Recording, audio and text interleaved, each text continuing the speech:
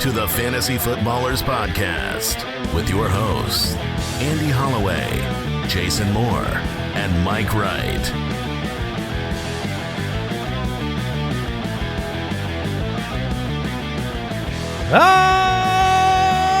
Welcome in. That was way too much extra joy. Oh, I feel about 53.9 points worth of extra joy this fine morning. I mean, you're over there acting like you had both Burrow and Chase. No, which I didn't. I only had Chase. I'm out of here. You guys suck. Over here in our main dynasty league, Mike's rocking the stack of Joe Burrow, Jamar Chase, and over in League of Record, former champ Andy Holloway was defending champ. Was gifted Jamar Chase in a trade that just showed up in his inbox for basically Amari Cooper and garbage. And so yeah, it's a good day to be you guys. It's a bad day to sit between you. Yeah, and I can tell you right now as I slide over to Deucer's Alley, there's a man in a black hat in the shadows, just miserable. Yes. Just miserable over there. Am I right, Al? Yep. I mean, fortunately, I didn't have to play against either Burrow or Chase. So I did do that check. Silver lining. I did that check in my other leagues this morning.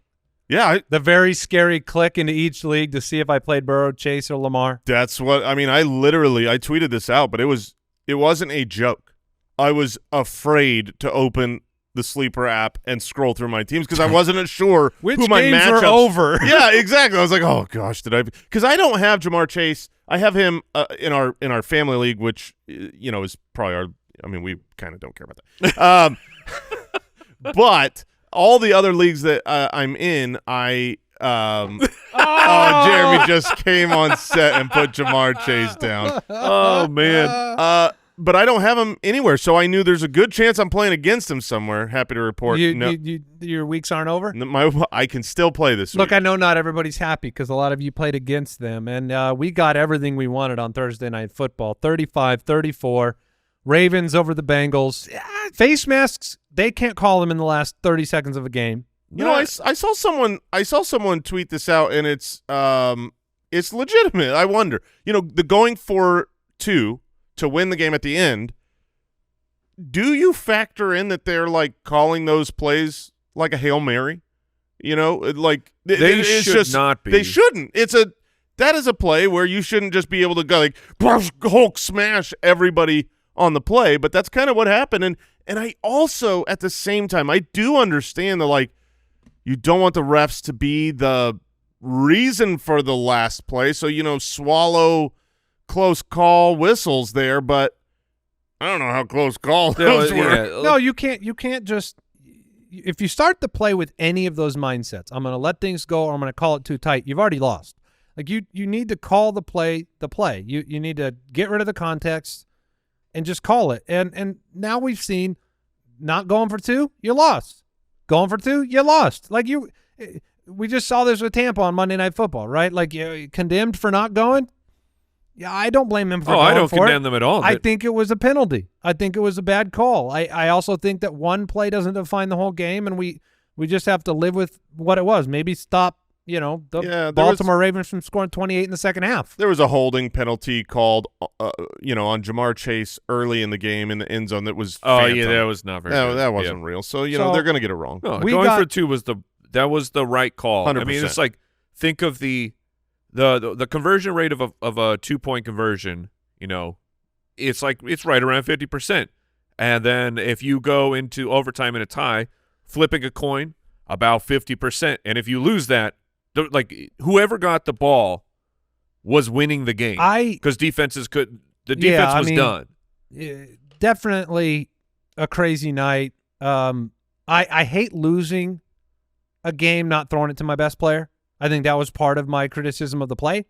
I know that you're going to get a lot of coverage on Jamar Chase, but I really hate losing, throwing it to a tight end, like the catch percentage of targeting him there. I just don't know. But Joe Burrow, Lamar Jackson, amazing. Yeah. Derrick Henry got into the end zone. Yeah, it was fine. Mostly stifled on the ground, but got into the end zone. I think a big storyline is Chase Brown. However, I do think this was more a product of the defense that the Baltimore Ravens chose to play in this game. They ridiculously they simultaneously played a defense exclusively built to stop Jamar Chase and failed at that and gave up the underneath all game long. 9 receptions for Chase Brown. So if you had Chase in your name, you put up a big night. It was a very good game for him. And then on the other side, best game of the year for Mark Andrews, 6 for 68 and a touchdown. It looked like vintage Andrews, and it's not a surprise you needed to do it when you're in a game that's got 69 points. Isaiah Likely yeah, exactly. I feel like he should really just, probably go on IR, rest that hamstring. Likely, yeah. Likely should just really take the rest. Save yourself for the playoffs. You know what I mean? Yeah. You're playoff bound. You're a Super Bowl contender. Why don't you let the old guy get the wear and tear? Exactly. Come back in week 18 for a little bit of reps before the playoffs, but just get healthy. Likely. And just 2 targets for Deontay Johnson in this game. Not very involved yet for those monitoring that. And I just look, this is not a sponsor comment at all. People thought it was. I just want to say this because maybe it will be aspirational for other networks. Oh, yeah. I saw your tweet. It's true. Dear goodness, the NFL looks good on Prime. It is like you bought an upgraded graphics card for the NFL. Every week that I turn it on, I cannot believe how crystal clear and amazing the production is, and I hope we move our way up on the other networks. I think it's objectively superior. The other game modes as well, or whatever they call them, the streams where their version of the All 22 is like the X-ray or X-ray. Yeah, I think that's it. I mean, they just have the technology where it needs to be. Which we do know this. Like we've sat down with them before in years past, just talking to them about the NFL, and we know how much effort they put into it. Yeah. But when you turn the TV on in this day and age, and you can be like, oh my gosh, those jerseys. I don't know. Oh my goodness, those Ravens jerseys. It was just crystal clear. I don't know. They got some kind of special technology. Can we get those cameras? Can we get them in the studio? I think it's also just the infrastructure for the stream. I guess we wouldn't want those cameras in this studio because we look. No. I want a Gaussian blur. Yeah, we need that soap opera filter over here. Can we blur this a bit? We do better with the blur. So the game was not great for everybody. Sticky Gesicki was icky at 4 for 30. The right answer was Tanner Hudson at the tight end position, who was 6 for 42 in a score, and somehow Zay Flowers was 4 for 34. And like this was the old school Zay Flowers. I'm not worried about it at all, but just it was frustrating. Of Zay Flowers is so good. Like his talent level to me is absolutely off the charts, to the point of his plays are so impactful that in my head I'm like, oh wow, Zay Flowers is having a great game. And then you get into the fourth quarter and you look at the numbers, you go, oh, no, he is not. Well, a lot of the passing yardage that came late when they were going back and forth, taking leads, getting them back, there was an 84-yard touchdown to Tylan Wallace, whoever that is. And it was, that takes a drive away from Zay Flowers. Andrews was more involved. But, yeah, I don't think you go away from him. No. You just are sad. I mean, I was hungry for more. Now I'm starving for more Zay Flowers. Yeah, it's a little bit like the situation with Chase last week with Burrow. He threw 5 touchdowns, none to Chase. This week, 4 touchdowns for Lamar, none to Zay Flowers. And bet on good players. Yeah, they'll work out in the end. I'm not complaining about Chase no more. Mike has been the experienced Chase manager. Oh. In all the years of Chase's career, yeah, I play 7-8 leagues a year. I have never had Jamar Chase on my team. And so I added him a couple weeks ago, just crafted a beautiful trade, the best trade. No. I did the best. It was a really good trade for him. And I hadn't gotten this game yet, Mike, and it's sweet. It is amazing. And so good. This is the first time that I can remember that, like, I won on a Thursday. I have lost so many times on Thursday night, and it is the worst feeling. Brooks, how do you feel? How do you feel, Brooks? Yeah. All right. Yeah. That's He won't funny. even chime in. I saw Nathan Yonke tweet out the complete list of multiple 260-yard receiving games in NFL history is Jamar Chase. That's the only player who's ever done quite it. You good. know, I bet I was just so disappointed his third touchdown wasn't over 40 yards for the bonus. What a bummer. It's Friday. FootClan Friday. All right, every Friday we say thank you to our incredible Foot Clan, all the supporters that join thefoot.com. We give away a $100 gift card to fantasychamps.com if you want to go buy a trophy, ring, belt, whatever the case may be. You got $100 to do that, and a T-shirt from the Fantasy Footballers. Today's winner, and this is always your username over on our site, Utah Get Me Tua is the name of the user. Is this a Point Break? I do not Don't understand. look. Is it I mean, Josh? Josh is old enough. Yes. It seems like I don't know what the real line is, but I mean Johnny Utah is all I can think of here. Well, congratulations. Thanks for supporting the show. Let's jump into the news. News and notes from around the league. Presented by USAA Insurance. I do. No, I had to confirm it. There is a Utah Get Me 2. Oh, so it's a Point Break reference. It is. Okay. I like it. Is Brooks actually not on a mic where he can be He's- recorded, or I- was he just dead silent out of because he's dead? It's both. He could be recorded. His mic. I mean, he's just on like his laptop microphone, He so the sounds- audio would be terrible. Identical to Jim Lovell from Apollo 13 when he was calling Houston. Yes. You know what I mean? Yeah, Back in the 60s. How you doing, Brooks? All right. There he is. People do want to know that Brooks is alive. Yes. And well. I like we Well, see he was. here lies Brooks. But no, Brooks, you'd be happy to know. People have been asking about you. They want to know, you know, you're not here in studio with us, and they want to know you're doing well, and you're still with us, and you are you're still with us. Well, I'm here, not doing well. Okay. There you go. Well, you know, you do have a 15-3 team in our dynasty. Yeah. So congrats on Oh, yeah. that. You There will it be is. getting a 4 next to that 3 this week, at least. Okay. Let's go ahead and blitz through this news so we can get back into the matchups. Kyle Shanahan said he expects McCaffrey to play. Technically limited on Thursday, as was Juwan Jennings and Deebo Samuel. The for what it is worth, not that anyone is benching Christian McCaffrey. I've got him. I'm overexposed to McCaffrey, but he's going in everywhere. But we did have so Matt's. I apologize. I don't know if it's Barrows or Barrows, but he's a writer for The Athletic, covers the 49ers, and he did like a mailbag. And his expectation of work was he thinks McCaffrey will be about a sweet 55% of the work, and Mason will take about 40. And to that, I say, I don't believe you. Oh, I do. I've been so firmly on that side. Was he also part of the beat reporters that said he's fine for week 1? That I don't know. I'm not trusting anybody in San Francisco. That's my point. I just don't. If I was San Francisco, that would be the ratio I would use. But- I'll put it that way. But again, if you have McCaffrey, it's Fire him happening. up. Yeah.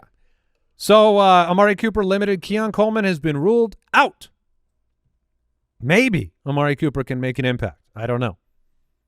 Probably Not won't put as up. much as Probably won't put up George. Chase numbers. Drake London, Kyle Pitts limited on Thursday. Monitored both of those. Those are looking a little bit spicier and more doubtful to me. Early in the week there was some positivity, and it's gotten a little bit worse. I've seen Limited. Little It's not a dicier. DNP. a little dicier.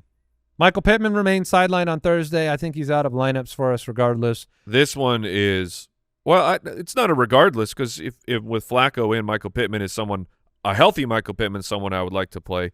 But the way that it has been working for what are you making that face for? I don't know that He's just saying that maybe you stay away from the potential accidental pain. No, I'm saying even if he's healthy. I mean the last couple games that The last game with Joe Flacco was terrible. The 3 before that, he was over double-digit points.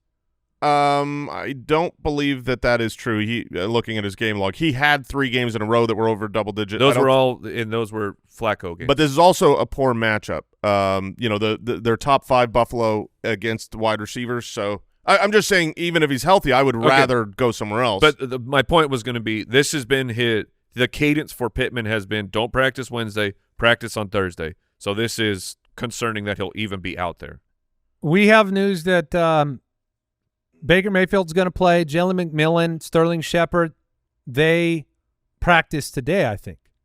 I thought I'm getting conflicting news. So here's what happened. McMillan practiced. No, yeah, he did. He did not. So I went to their official. What happened was yesterday mid-show, we were wondering if he was practicing, and we had reporters taking photographs. He was out there at practice. So he was in pads. He had his helmet in his hand. So he was there. But on the official report this week from the team, he was listed as a full DNP. But then he practiced today.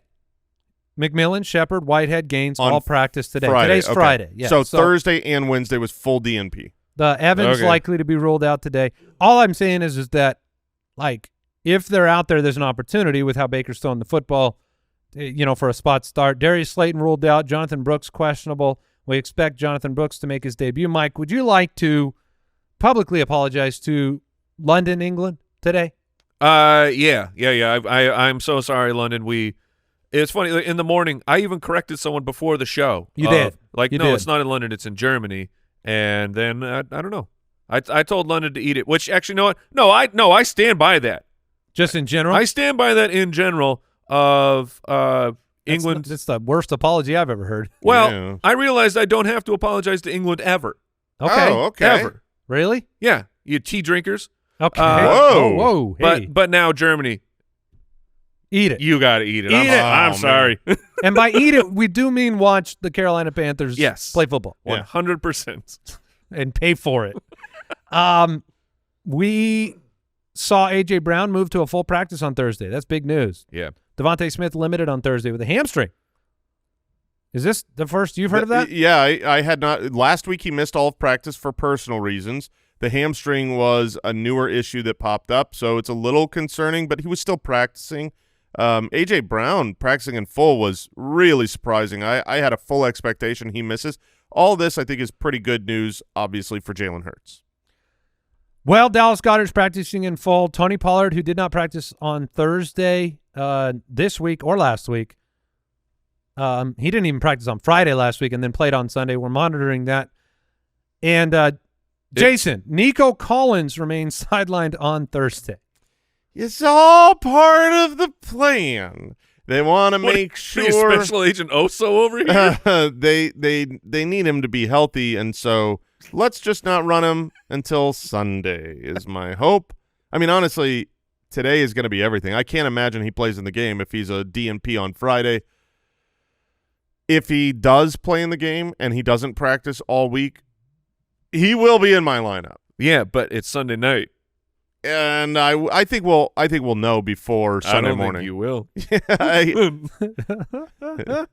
Listen, you have kill me. That's what we were waiting for. Here's your game plan. Trying so hard. I'm fine. Demarcus Robinson should be your backup. If you want to ride dirty. Oh, that's a good plan. If you want to ride dirty on Sunday night, get Demarcus Robinson for the Monday night game for the Rams, who's been playing good football in a game that could be a back and forth affair. That would be my emergency play. You need to have a plan if you're trying to get Nico Unless we there. get news today. Maybe we get news today that he's officially out, and you don't have to think about it. Yeah. What if you don't have a Demarcus Robinson available? Oh, you looking? Or another pivot option? Correct. Well, let's think about that game. Tank Dell, probably not going to be able to get him. I've got Jalen Waddle, so he'll be my. Yeah, there you go. There.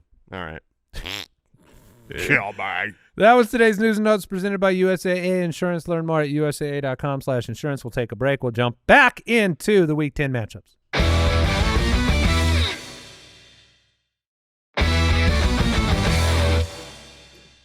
I had no clue there was so much emotion in fantasy football until today. You know what I mean? I believe, is it today? Is it Friday that they've got to be activated? Friday. No, I know, but they've got to be activated from the IR in order to play. So I think we've got a couple more hours to find out if Nico's going to play or not. Whoever's out there, vet that for me. But I think we will know whether he's activated off the IR, and they're not going to activate him off the IR to not have him play this week. That makes sense. Hopefully you get that news today. I have to. It's time for Fantasy Forecast, presented by DraftKings Sportsbook.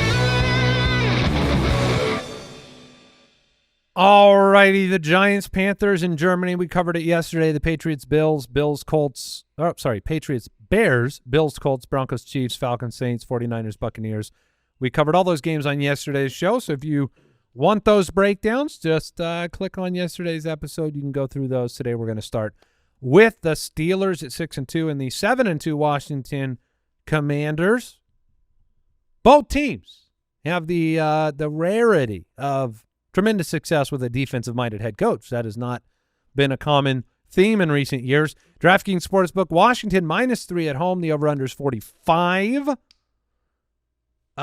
This is a fun one. Yeah, it really is. You've got two good defenses, or at least the Steelers are a good defense, and that's coming up against Jaden Daniels and the amazing, unstoppable offense so far of the Commanders. I don't know how much you're going to be able to rely. Like, the Steelers get to play Lamar Jackson twice a year, 4 years. I think of all the defenses that Jaden Daniels is going to play against, this is one that is a little bit more prepared for it, if that makes sense. I can see what you're saying. Stylistically, yeah, it's hard to prepare. There's until Jaden Daniels, there's no one like Lamar. Like, even great mobile rushing quarterbacks, Jalen Hurts, Josh Allen, they're just not like Lamar in how he runs, when he runs. But I feel a lot of similarities with Jaden Daniels in when they choose to run and how they run. So I do think the experience here helps. That's an interesting little storyline. What else is interesting is the Steelers' defense is third in the NFL in points given up. The Commanders are third in the NFL in points scored per game. So you have a really good offense and a talented defense. The Commanders' defense has been pretty good over the last 6 weeks at stopping opposing players from scoring fantasy points. Second against quarterbacks, second against wide receivers. They've become a little bit more of a run funnel, difficult to throw on, which is and added Lattimore. Harder. Yeah, Marshawn Lattimore being a part of this offense now, or defense, they're just going to continue to improve, and that's where you have an effective offense. Like, Cliff Kingsbury is the head coach of the offense. Like, Dan Quinn doesn't touch that. And Dan Quinn's a defensive-minded head coach that's had so much success in Dallas in recent years. I mean, I don't know. Has that been a storyline? His departure from Dallas and their deterioration as a defense? I mean, this should be a fun game. Russell Wilson gets a new weapon in Mike Williams. I don't know if he's going to be active this week, but he will be a part of future game plans for this offense. Najee Harris has been a top 13 running back in 3 straight weeks. And I expect it to continue. He's averaging 20 opportunities a game. What I just said, they're turning into a run funnel. You're still able to run on them. They're just a middle-of-the-pack defense against the run. So that will be, I think, a big game plan for the Steelers. The Steelers' defense on the year schedule adjusted 6 against wide receivers. They've been very good. The last 6 weeks in fantasy points allowed, though, it's slowed down. Terry McLaurin sitting at wide receiver 6 on the year. DK has his receiving line at 58.5 yards. Feels a little low for what you want from someone who's the wide receiver 6 on the season. I think it's just indicative that this is not an easy matchup for him. The over-under in the game's 45. Brian Robinson has a limited practice on Wednesday. I think he'll be back out there. He's I think that he's like the hard start of this. Like, if he goes, he's been so good. Yes, he has scored a lot of touchdowns, which, I mean, that's a product of this offense. Are you saying you would or wouldn't play him? I feel like I would get him in the lineup. I would try, yeah. I think I would, yeah. I just like the way that it's trended with his injury, it's concerning. Jaylen Warren has yet to hit 8 fantasy points. Are we keeping him on the sideline of our lineups until we get a good game? Yeah, I think so. I mean, he was a waiver pickup that's like you can flex him, but you're not getting a lot of points. He hasn't hit double-digit fantasy points this season, and this isn't like some incredible matchup where you want him in a situation where you're playing a team that gives up pass catching to the running back, because that's really where he's going to eat in this offense. George Pickens, it's a tough matchup based on how the Commanders' defense has played over the last 6 weeks. I know you guys both like Pickens. Do you have hesitation here? I hate the matchup, but it's a full go. Yeah, I mean, he's been like, so we have what, 2 games with Russ where, you know, 5 for 111 a score against the Jets, 4 for 74 against the Giants. So the matchup, you know, a month ago looked far juicier than it does today, but he's still Pickens is an every week play for me. Zach Ertz only had 1 reception last week. He would be an emergency if you need it. Yeah, tight end. Minnesota is 6-2. They take on Jacksonville 2-7. One thing we didn't mention was any update to the Trevor Lawrence situation for Jacksonville.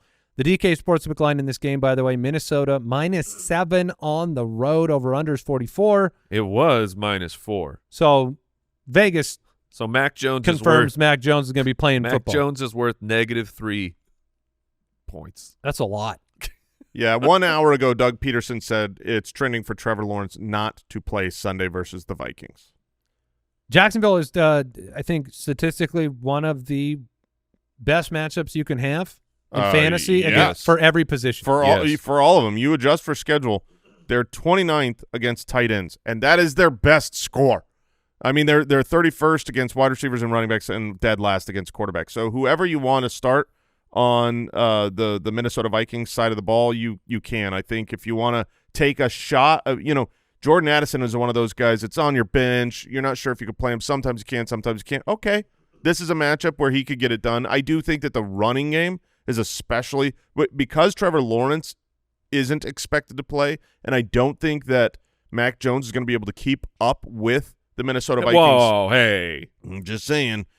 If he is unable to keep up with the Minnesota Vikings defense, then the Vikings get out to a lead and it becomes the Aaron Jones show. So Justin Jefferson, you're going to start him. But I think that Aaron Jones is just such a great play this week. Yep.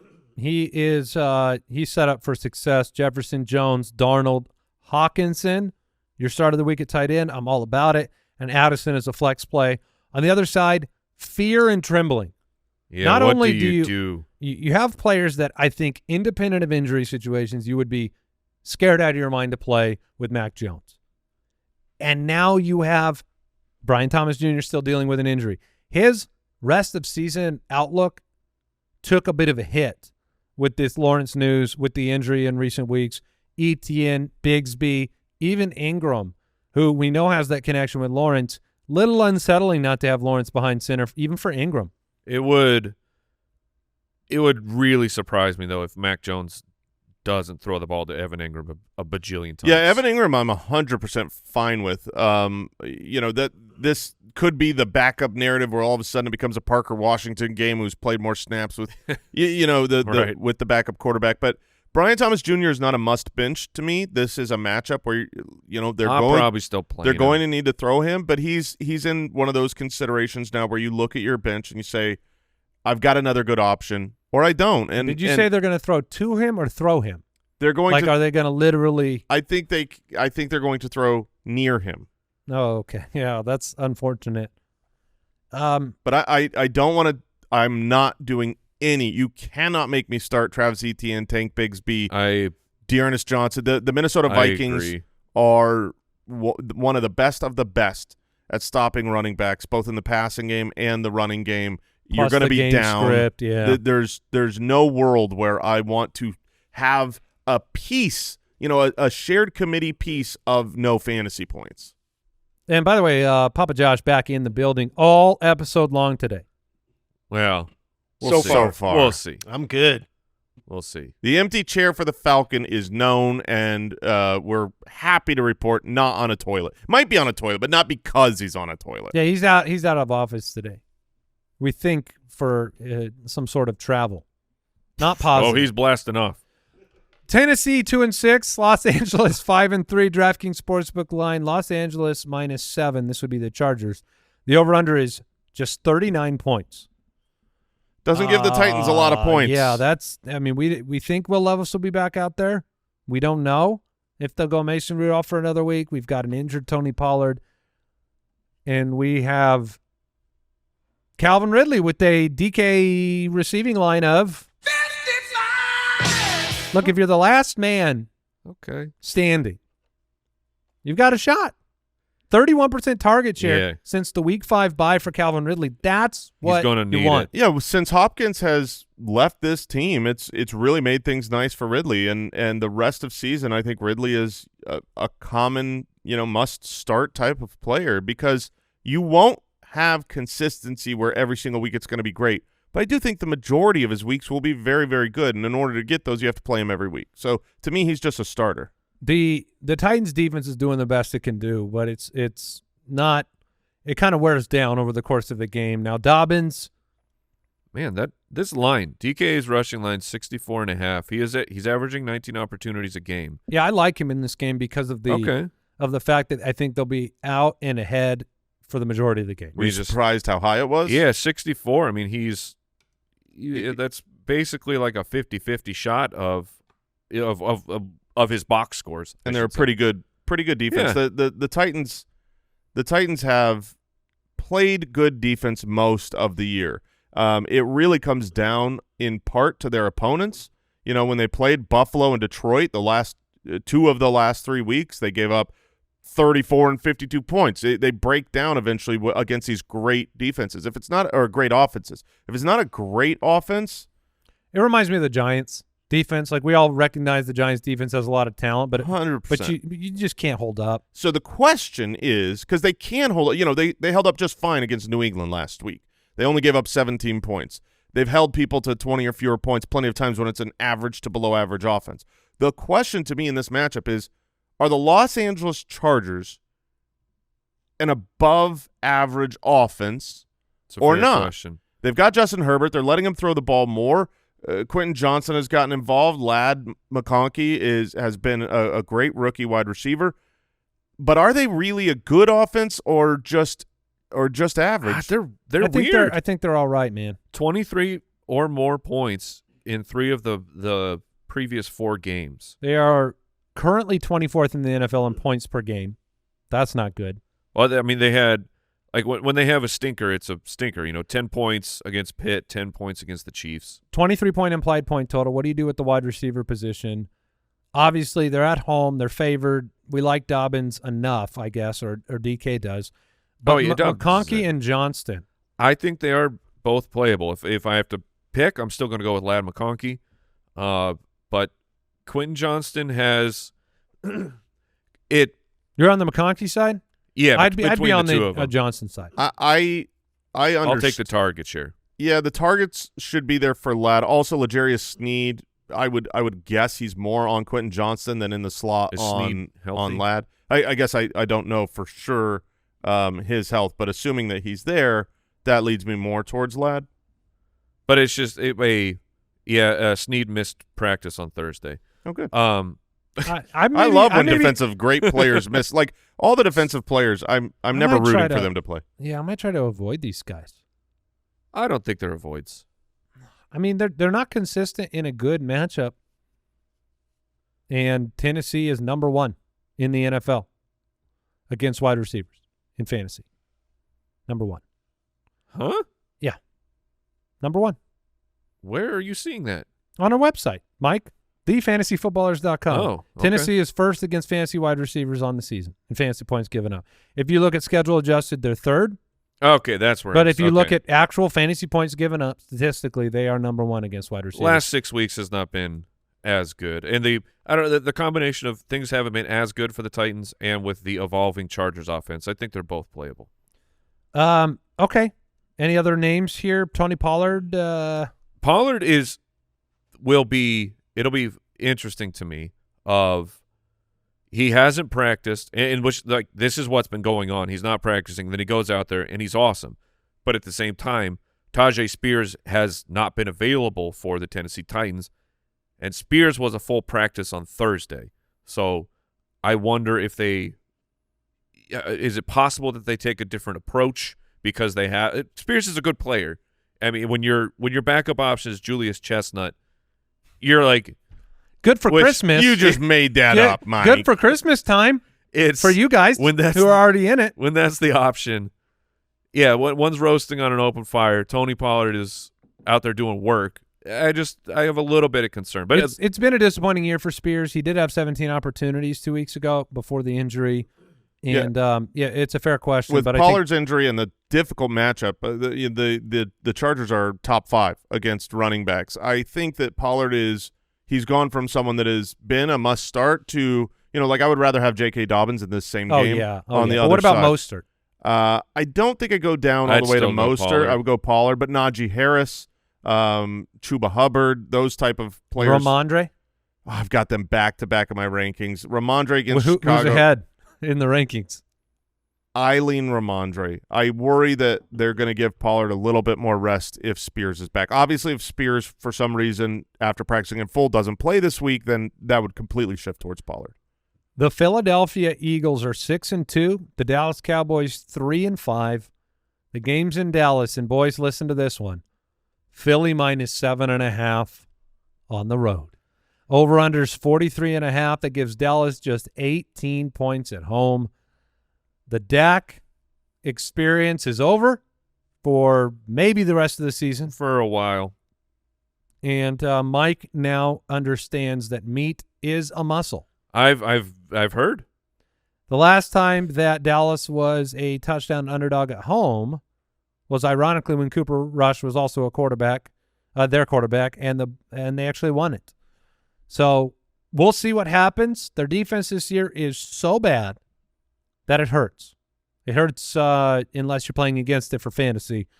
Hurts. I think Barkley, Brown, Smith, Goddard. I think Micah is back.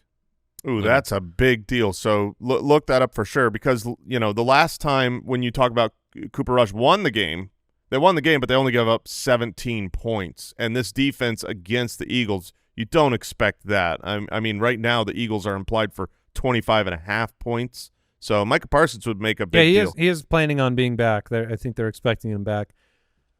So what are your new expectations for CeeDee Lamb with the Cooper Rush offense, for Rico Dowdle? Those are the only two players. I mean, Jake Ferguson, who's been disappointing. Ferguson has been disappointing on the season. It's tough to look back at the numbers because Cooper Rush, when he had his run 4-1 as a starter for the Cowboys, that was 2 years ago, and it's like at that time CeeDee Lamb was that the Schultz year? It was, but Dalton Schultz. But it was like I think Schultz must have been injured because one of the games Jake Ferguson actually did have a good game, but it was a combination of him and Peyton Hendershot. Like Ferguson wasn't the guy yet, so I don't know if we have strong evidence of what Cooper Rush will do. CeeDee Lamb, meanwhile, was getting a very strong target share, and he was not. He was great. CeeDee Lamb at that time, he wasn't looked at as elite. One of the top 3 wide receivers in the league. So the injury to CeeDee Lamb's shoulder is a big time bummer. But if he's out there, I feel confident enough that Cooper Rush will hyper-target him. Yeah, he will get enough targets. I think he'll get enough yards as well. I would be skeptical of him entering the end zone often while he's got Cooper Rush over the next month, but I don't believe that this is going to be a fall from grace like we saw with Tyreek Hill, where he went from very, very relevant to completely on, just not helping you and actively hurting you on fantasy matchups. I don't think you're getting that from CeeDee Lamb unless CeeDee Lamb's injury knocks him out of the game. What about Rico? His DK rushing lands at 42.5. We know that the rushing is not everything for Rico Dowdle. He's been getting tons of targets. So it's hard for me to say, but I like Rico Dowdle's opportunity. I like what we're seeing in Rico Dowdle. I think I'm going to recommend starting Rico Dowdle often over the rest of the season. This isn't going to be one of those weeks. Oh. The Philadelphia Eagles defense has really stepped it up. I mean, when you adjust for schedule over the course of the season, they're number 3 against running backs. They're top 10 against quarterbacks. They're number 1 against tight ends. I mean, they're actually they started slow and they kind of sucked last year. And I think we need to quickly get on board with how good the Eagles defense has been. The encouraging part would be the 6 targets the last 2 weeks, but you got to reset that with Cooper Rush, and we don't know what it'll be. It feels a little scary for sure. Monitor the Devontae Smith hamstring news. We will keep an eye on it. We have an Injury Blitz podcast as part of the feature set at jointhefoot.com. It comes from Matthew Betts, who is a licensed physical therapist and our injury expert. and he will commentate or he'll share his analysis of all the injuries heading into the weekend later this afternoon at jointhefoot.com. The Jets at 3-6 travel to Arizona to take on the Cardinals, who have won 3 straight games. Cardinals are 5-4. What? And the DK Sportsbook line here now, it is moved. It's the Jets -2. How dare you? He did open at Arizona -1. I don't. Wow. Yeah, even worse. There's a lot of Jets. How dare you? A lot of America. Jets betting going on. The over/under is 46.5.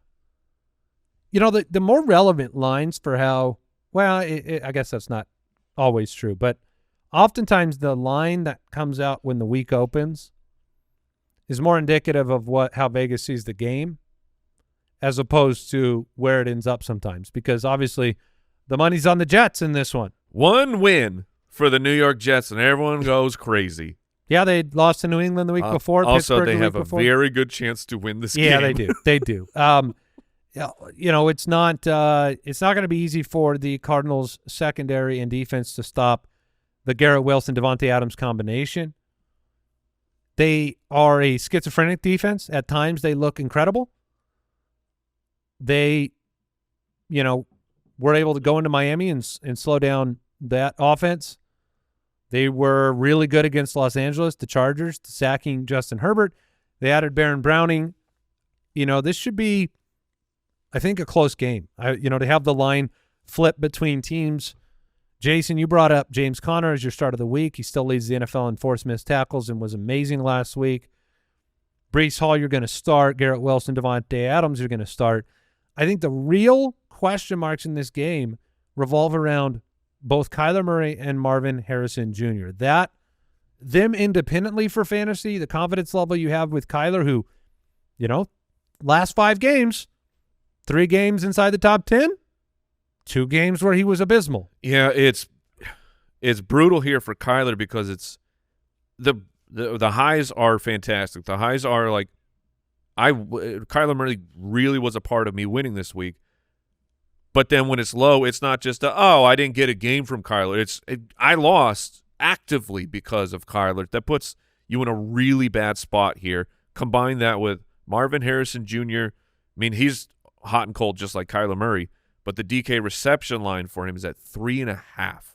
Like that is holy moly for a wide receiver 1. Yeah, I mean that's what Jonathan Taylor has this week. Right. Jonathan Taylor is at 3.5 receptions. He's a running back. So it's a really tough decision here. I think it is indicative of what you'll see as well. You've got Sauce Gardner, and the Jets have a great pass defense. This is going to be tough sledding for Marvin Harrison. This is not a must-bench situation because the highs are very high, not just for Kyler, but also for Marvin Harrison this season.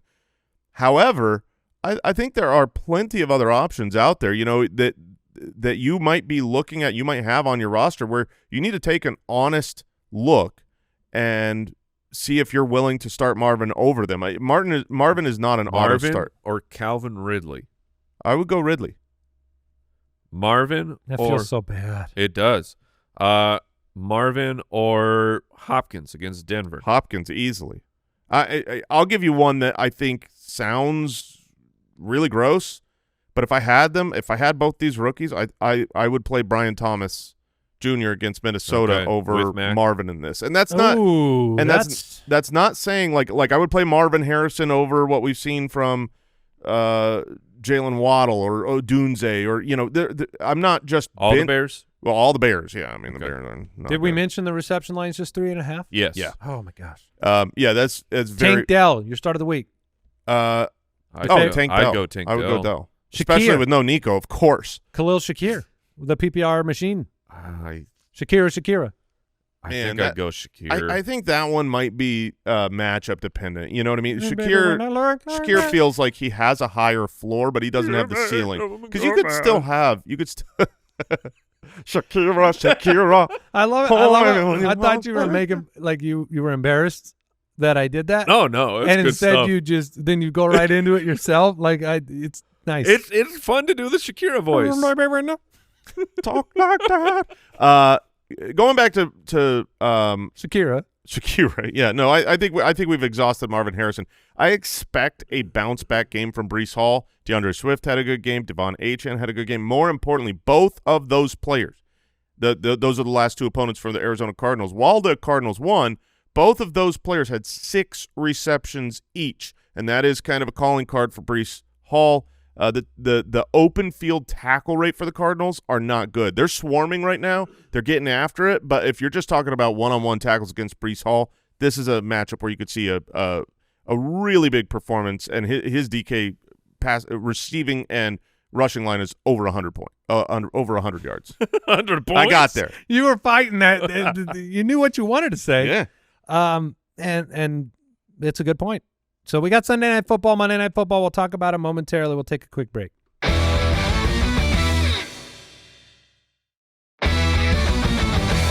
You think we're going to run out of time for Wheel of Shame today? Yeah. We're good, boys. Hour. We just got to give better analysis. Back and talk about, because I don't think we covered Garrett Wilson, Devontae Adams. Let's talk about them for 15 minutes. We didn't mention that Garrett Wilson since week 5 is the wide receiver 1. I mean, that's the dude. I need to eat a little bit of crow On Garrett? Yeah. I need to like, I came out and I was pretty vehement about the fact that there's no way that Devontae Adams doesn't hurt Garrett Wilson. But he did not hurt Garrett Wilson. I mean, that's just not been. He helped him. That's not been true. Yeah. Both of us were saying that it definitely seemed like Garrett Wilson would be the number 2 in targets. When you look at expected fantasy points, not just what happened and what the result was, but based on targets, locations on the field, what the expected fantasy points would be. Right now, Garrett Wilson is ahead of Devontae Adams in that number. That's the most surprising, I think, revelation. Does that stay? Yeah, I don't know what him getting integrated into that offense looks like. Change of head coach, change of offensive coordinator, but because you saw Adams finally have a good week last week, which you would expect him to get better and better as they integrate into the offense. Yeah, well, I mean, he had a good week while Garrett Wilson's putting up one of the best catches of the season. Yeah, that was awesome. The Michael Jordan catch. That's all the time we have today. See you later, everybody. No, we have Sunday Night Football. We got the 7-1 Lions against the 6-3 Texans. The DraftKings Sportsbook line, Detroit -3.5. The over-under is 48.5. It on the surface seems like it might be pretty fun. We have Detroit, really the cream of the crop of the NFL, I think, right now. It's weird because I know that the Chiefs have a better record, but they haven't looked the way that the Lions have looked. The Chiefs remind me a lot of the Philadelphia Eagles last year. The Eagles, I believe, were undefeated at 7-0. We're beating everyone, but you're watching these games and you're like, they don't look great. They are winning, and they're not a bad team, but they don't look great. Now, the Chiefs could get it together now that they've got Hopkins, and maybe they'll get some of their injured players back, Pacheco and even Hollywood for the playoffs. But I agree with you. Detroit looks like the best overall team in the NFL. If the Ravens' defense was better, they could contend. But the Lions are, right now, they feel just unstoppable. They also added a pass rusher. Zadarius Smith coming over in the trade deadline. The interesting thing about them is while they're one of the best offenses in football on a regular basis, they've won 6 straight games. Jared Goff is playing good football. Gibbs, Montgomery, Amon-Ra, always good starts. They do have players that are like, Laporta and Goff middle of the pack. Jamison Williams, kind of hot and cold. Like, it's not a full every week start for those 3 players. No, it's not. I mean, Laporta is one of those guys that you could really, really, really look and say, do I want to start him or a Hunter Henry type of player? Yeah. I think it's fair. I mean, if you aren't questioning should I just auto start Laporta, you're making a mistake more often than you're not. Right now, he's the tight end 15. And for reference, if you're the tight end 9, you suck. So, I mean, he's been really, really bad. Not super involved. If you look at his since the bye week, and some of these games were missing Jamison Williams, 1 target, 2 targets, 6, okay, 3 targets. Those just aren't reliable numbers. He's a talented player, but doesn't have the volume. I hope you're not playing Sam Laporta this week and that you have a better option to pivot to. Or a better Otten. Oh, Otten is an easy in over Laporta.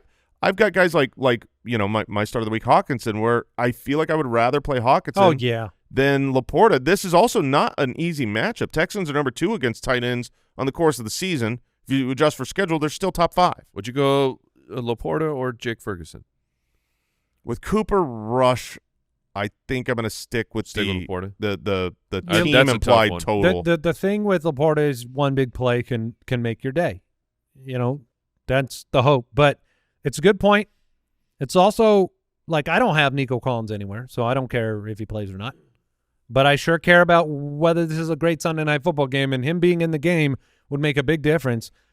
I'm not sure it really hurts Tank Dell in your start of the week if he's in there.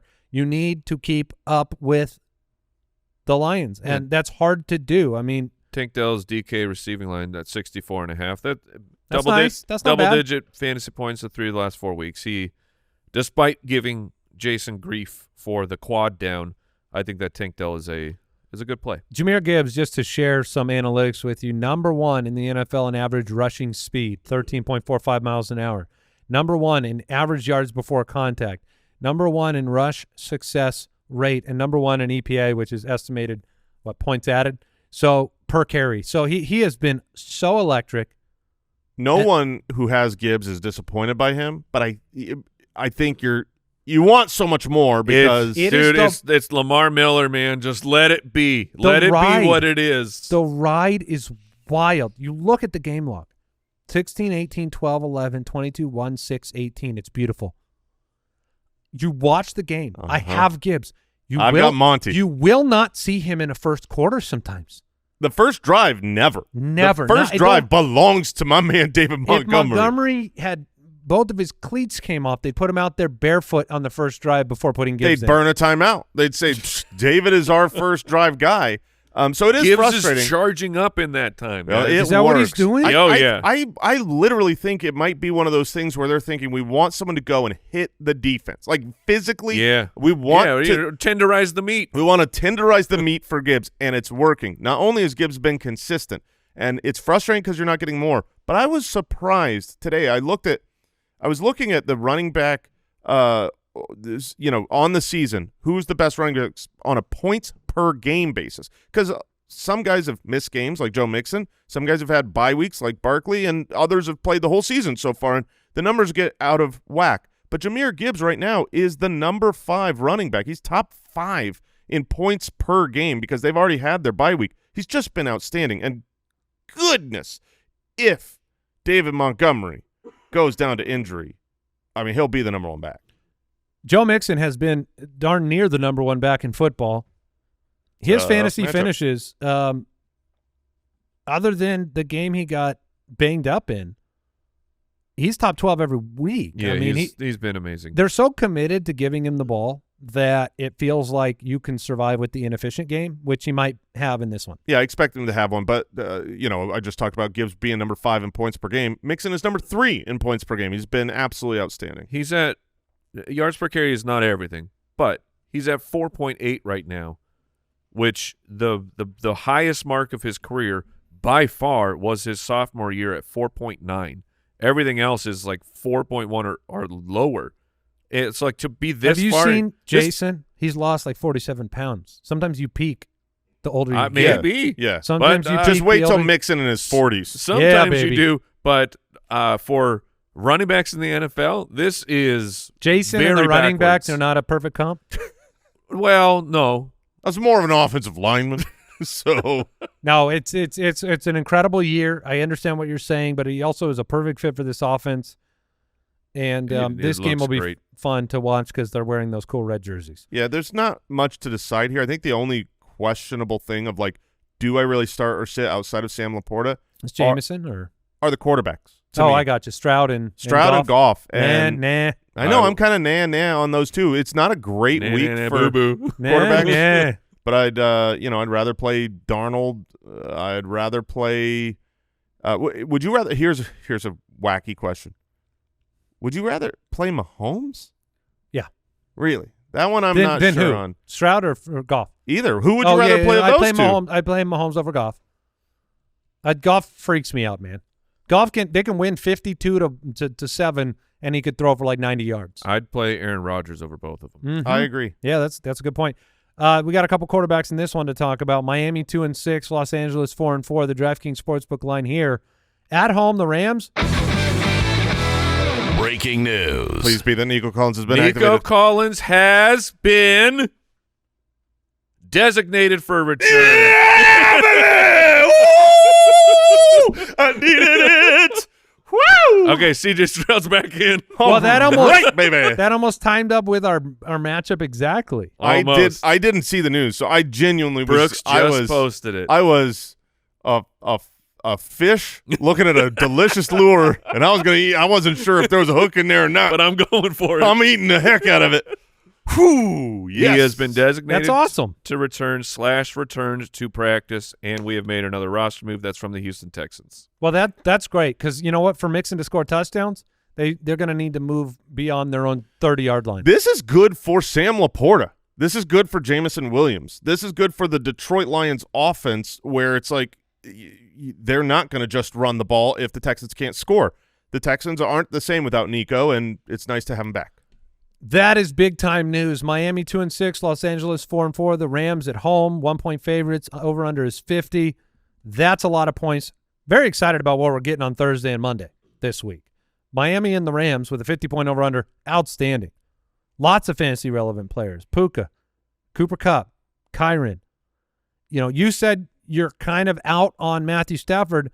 I don't know why I keep returning to him this week with a little bit of excitement. His DK passing yards line is 260. Oh, that's really good. I just feel like maybe, you know, he's obviously been very good with these two guys on the field. You have to contrast that with the Dolphin defense being so good against quarterbacks. I just think they're on to something right now in Los Angeles, and I don't know. Like, if this game was on the road in Miami, I would be more out. But at home, controlled environment, I'm kind of kicking against the analytics with Stafford, and I don't know how dumb that's going to look. Let's actually dive a little deeper to see, because right now the Miami Dolphins are number 2 against quarterbacks over the course of the season. They're giving up on average, negative 4.2 fantasy points against what that quarterback's average usually is. However, you had Tua knocked out halfway through the Buffalo game, and so then you had a 4-game stretch against Seattle, Tennessee, New England, and Indianapolis. And in those 4 games, where the offense of the Dolphins could do absolutely jack squat, and so the offense of the opposing matchups really didn't have to do anything while they lost all those games, you had negative 5.9. I remember the Richardson game, too, where he was inept. Yeah, negative 8.6, negative 5.9, negative 6.4. Those were in the Tua-less games. Tua's been back for 2 games. Against Arizona, Kyler had a great game. He was 8 points over his expectation or his average. Then you had Josh Allen last week, 2.5 points over his average. So and he's got a good average. So maybe the Dolphins, when you look at them as a matchup, because this is what I've been fearful of, is you can run on the Dolphins. They're more of a run funnel. You're not passing on the Dolphins well this year, and they do have some talent. They got Jalen Ramsey back there. However, I think some of those metrics are, I don't know if it would be inflated or deflated, but I think they're wrong. I think they are indicative of more of the Tua injury. So I am warming up to Matthew Stafford in this matchup.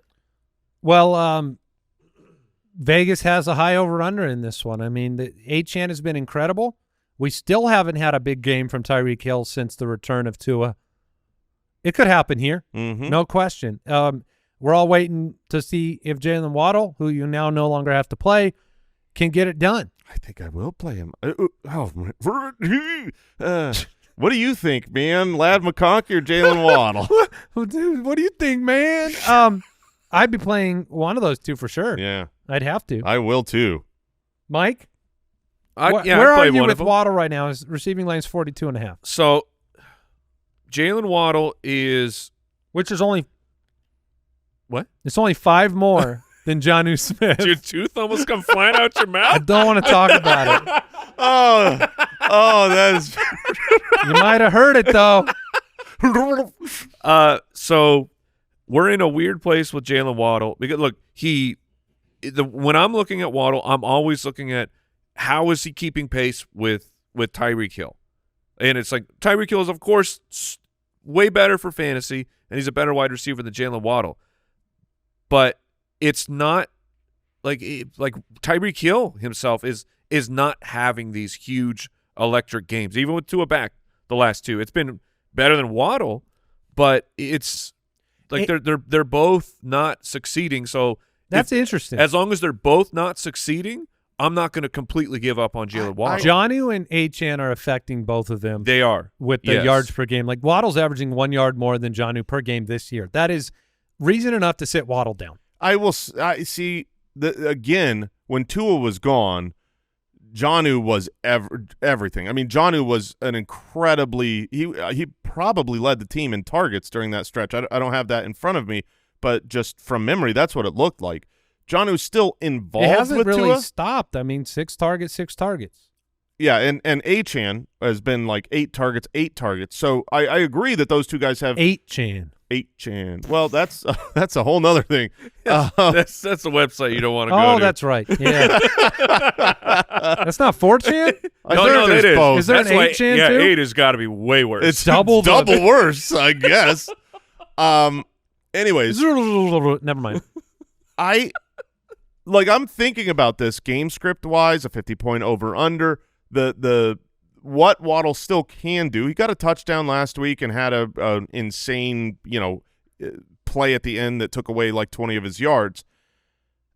If I'm looking at Ladd McConkey against Tennessee or Jalen Waddle in this matchup against, a really high over under and the 26th ranked defense against wide receivers, I think I'm going to play Waddle in this matchup. Andy's cackling, and I don't know why.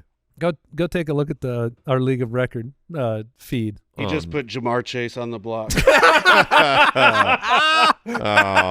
And instantly stared into my soul. He looked at me immediately. You should trade for him. He's on the block. Al Borland looked at me immediately and just started shaking his head. To give a little context for why Owl is so specifically mad, Owl the day before, I believe it was the day before, was trying to trade for Chase. He poked the current manager of Chase and said, hey, I don't know if you're looking to sell or not, but I'd love to look into Chase. And he basically said, I'm not selling, I'm in it, and Chase is untouchable.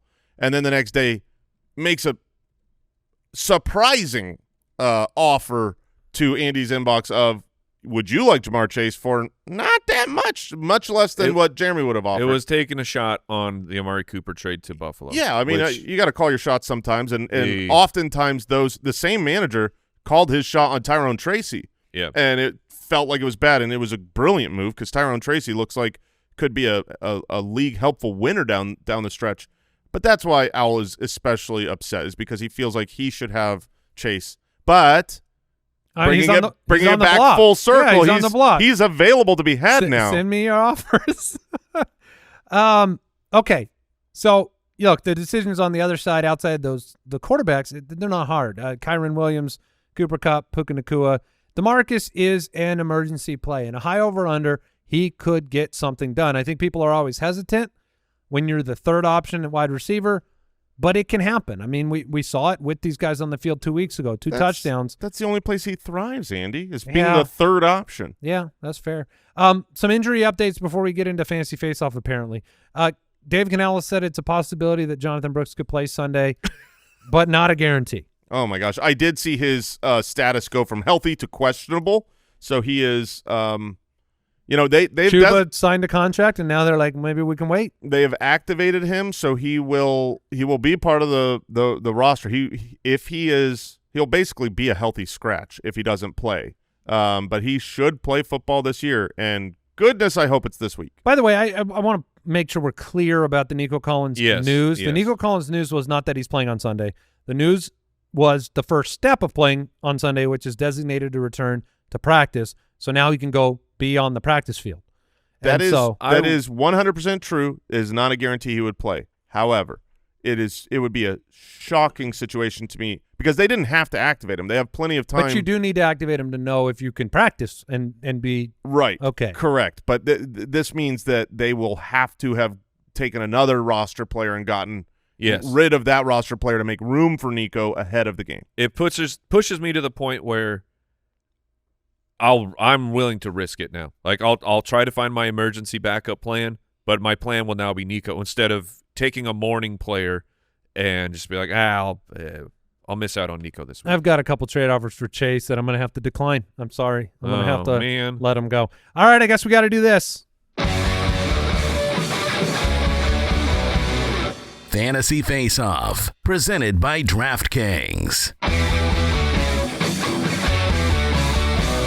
Well, we've got 2 weeks to pay out here with the Wheel of Shame. Jason lost 2 weeks ago. I lost last week, and Mike is the winner of both. So I am the winner by not being the loser. are we spinning the wheel? Fair, are we spinning it's the wheel? one spin. It's one spin? Wait, I didn't hear what you were saying because I was putting Nico Collins in my roster. I won this week. Is that what you said? Yeah, you won last week. Yes, Yeah. this past week. Okay. Yes. What I was saying was that But you're a loser. You lost 2 weeks ago. I lost this past week, and Mike wins because he's not spinning the wheel. Sure. I That's just wanted what to I make said. sure it was clear Oh you my did God. not No one win. cares. Oh yeah. No one Yeah, cares. they're going to look at you like a winner when you're dressed up. We've got to spin the wheel, Jason, and apparently it's one spin for yeah, both one of us. spin to rule them all. Wheel of Shame. I don't like this. Papa Josh back there smirking like he thinks Well, this because he's one's... got this stuff. Yeah, he knows Spin the what it is. wheel, guys. Well, so we got was there something? There was a pizza face, mall cop, fighting Irish. Oh, Then the gnome zone. that's not the bone zone. No, it is not. Oh, we're just do both... you like red or do you like blue, I like Jason? red. Okay. I would start with beard, then go ears, then Wait, go we have hat. a beard? Yeah. Mike can describe what the heck's going So on. the boys are putting on their very shameful gnome outfits here. Jason went. Oh my Jason's God. going. David the gnome. Was there a beard problem? Oh, this Oh, your beard. beard's coming off. My beard. Oh no! It's backwards. I thought it was already ruined. It was just a backwards beard. It's very uncomfortable, Mike. It's a really long beard. Make sure. No, put the ears on. Put the ears on. Do not. Come on. Get in. You're the gnome zone. Why are the ears so high up on Andy's head? That's where they are, Mike. It's not up to us. It's up to the costume. All right. Wow, this is... Andy looks like Merlin. There are two idiots here. Oh, man. This is so good. Man, we look so stupid, What Andy. is the YouTube address, Al? YouTube.com/thefantasyfootballers. The ears look real stupid. I don't like it. At least I can breathe a little. Oh, my gosh, this beard, though. All right, so we get to share our lineups Yep. looking like morons? Yep. This is so uncomfortable. All right, quarterback, I'm going Brock Purdy, 6,500. All right. I already hate my lineup. I'm going Justin Herbert against that Tennessee Titans matchup because he was only 5,200, a disrespectful price. I'm hoping that it works and he gets enough points. You got some beard in your mouth over there? Proceed with your pick. We're live, boys, because I'm going Aaron Rodgers at 5,700 against the Arizona Cardinals. Okay. Come on, Andy, get it together. What's wrong over there? He's I eating am some beer. I'm eating so much beer. All right, we decided we weren't going to ban Alvin Kamara because Wait, what? that would make the worst lineup. So Alvin Kamara at 8,100, DeAndre Swift at 6,500, my start of the week. Oh. Okay. I've got Alvin Kamara as well as at 8,100 and Jonathan Taylor at 7,500 against Buffalo at home. I had that as a lineup, but I did pivot. I remade some stuff. But Alvin Kamara, of course, and then I went with Aaron Jones. Yeah, against 6,700. at 6,700 against the Jacksonville Jaguars. I could not squeeze that extra 200 out to get him in there. My wide receivers, this is why I couldn't. Justin Jefferson at 8,800. Jawan Jennings stacked with Purdy at 5,100. And then at 4,200, I am going Jalen McMillan. If he doesn't play, it's a pivot into Sterling Shepard at the same price. And what if he doesn't play? Then it is a pivot into somebody ugly at 4,200. Okay. I have Jawan Jennings as well as 5,100. Oh, wow. I did not spend up on any wide receivers, which is usually a terrible idea. Well, you got all that cash in Johnny Taylor. Yeah, Johnny Taylor and Alvin Kamara. I've got DeAndre Hopkins at 5,300. Seems like a mispriced player. And I'm stacking Justin Herbert with Quentin Johnson. So L'Jarius Sneed. Look out. Take your time Look getting out, back. huge. Watch out. I got a huge stack. What was your third player? Hopkins, Jennings, and Quentin Johnston. Okay, I All like right. that for me. Yeah. All right, go ahead, Mike. Jennings is wiped because I have him as well. Dustin Hopkins. Dustin Hoffman? DeAndre Hopkins at 5,300. Oh, I you agree. have him too. I did. I hate the matchup against Denver, but the price was I feel too like nice. the price is indicative of we're still not sure. Like we yes. could have a week where he disappears. Well, they were Monday Night Football, right? Yeah. Yeah, so Yeah, Monday so Night his price the wasn't prices adjusted. are out. The Monday Night Football players' little cheat code for future playing. Monday Night Football players don't get their price adjusted based on performance. But I got Rodgers, so of course I have the #1 fantasy wide receiver since week 5, Garrett Wilson at 7,200. I almost had Adams in my lap. I pivoted off of him. My tight end, Hunter Henry at 3,900. My defense, the Patriots at 2,500 against Chicago. I feel like they are priced really cheaply and yet can do some stuff. And then I am double stacking.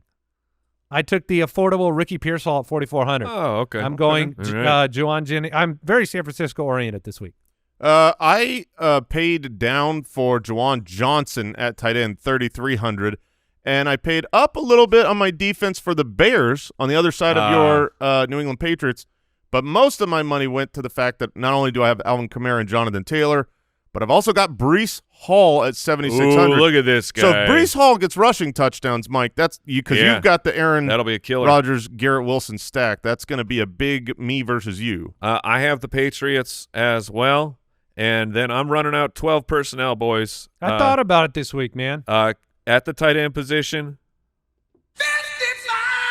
Mr. Cade Otton at 5,500, and then Hunter Henry is just Okay. Hunter Henry's Yeah. like the cheapest player who I think actually will get production. 3,900. So that's my lineup. What's your defense? The Patriots. Okay. Yeah, they were affordable. Yeah, I wish I could get the Bears, but Why don't you want me to take over here close for this you? segment out? Not because I'm choking on gnome hair. you guys look fabulous.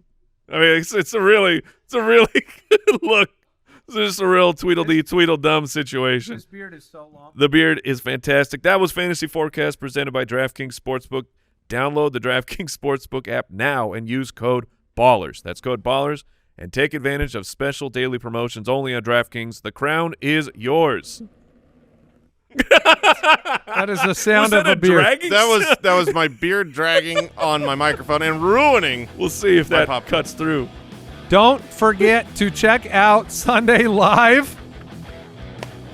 I'll see you then, FootClan. Oh, Enjoy the man. weekend. Goodbye. Gambling problem? Call 1-800-GAMBLER. In New York, call 877-8-HOPE-NY or text HOPE-NY 467-369. In Connecticut, help is available for problem gambling. Call 888-789-7777 or visit ccpg.org. Please play responsibly. On behalf of Boot Hill Casino and Resort in Kansas, 21 and over. Age and eligibility varies by jurisdiction. Void in Ontario. 1+ promotion per day. Promotion sport eligibility and requirements vary. Ends December 31st, 2024. For additional terms and responsible gaming resources, see sportsbook.draftkings.com/promos.